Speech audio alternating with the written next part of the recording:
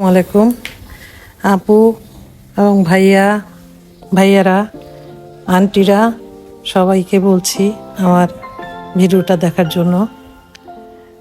আমি একজন রুগী অসুস্থ লোকের জন্য একটা লাউয়ের তরকারি রান্না করছি। এটা আপনারা দেখেন, দেখে ভালোই লাগবে। রুই মাছ দিয়ে লাউ রান্না করব। আমি রুই মাছটা আগে হালকা ভেজে নিচ্ছি, তারপরে ভাজা হয়ে গেলে আমি লাউয়ের তরকারিটা বসিয়ে দেব।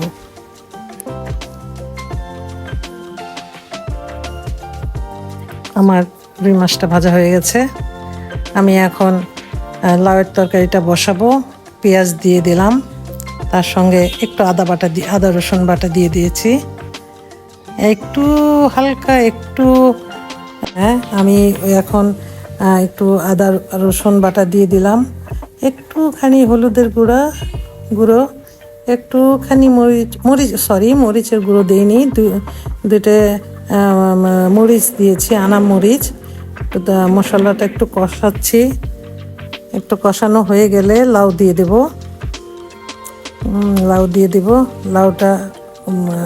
এখন লাউটা নাড়াচাড়া দিয়ে লাউ দিয়ে দিচ্ছি। লাউটা খুব কচি একটা লাউ ছিল। কচি লাউ দিয়ে রান্না করলে খুব মজা লাগে, তরকারিটা খুব ভালো হয়। এখন লাউ দিয়ে নাড়াচাড়া দিয়ে একটু ঢেকে দেব। নাড়াচাড়া হচ্ছে। লাউয়ের তরকারির মধ্যে মশলাটা খুবই কম দিতে হয়। ঢেকে দিয়েছি, ঢেকে দিয়ে আবার একটু নেড়ে চেড়ে দিলাম, আবার একটু ঢেকে দিলাম।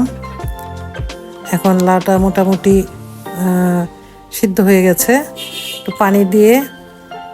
পানি দিয়ে লাউয়ের তরকারিটাকে একটু বলক নিয়ে আসতেছি। তারপর উপর দিয়ে মাছ দিয়ে দিচ্ছি। মাছ দিয়ে তারপর আবার ঢেকে দেবো একটু।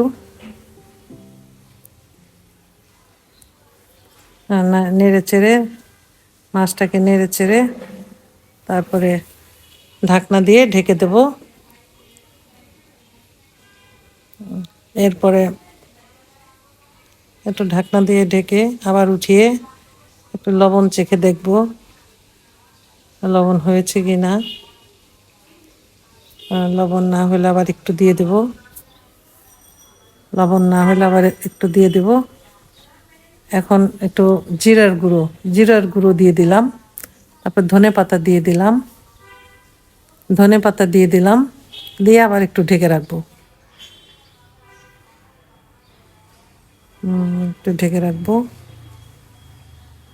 নাড়াচাড়া দিয়ে এটা একটা রুগীর তরকারি রান্না করেছি। রুগী বলতে নবজাত শিশুর মার জন্য খাবারটা।